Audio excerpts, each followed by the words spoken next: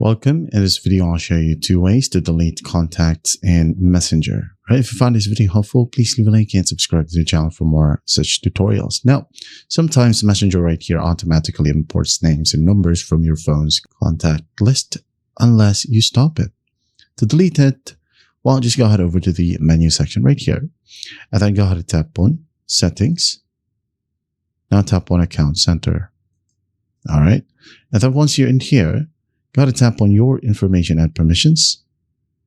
Now you'll be able to see Upload Contacts. Tap on it and go ahead and tap on Messenger. Now make sure that this one is turned off. All right. And then once that's done, you can now then go ahead and go back to Messenger right here. And then just delete the messages. And another option is by simply removing a friend from Messenger. So if the contact you want to remove is a Facebook friend, deleting the chat will not remove them from your active contacts directory. You must unfriend them. Okay?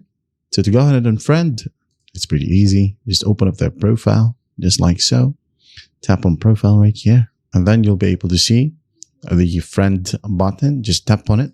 And then just tap on unfriend. Once that's done, you're good to go. That's how easy it is to delete contacts in Messenger. I hope this video helps and I'll see you in the next one.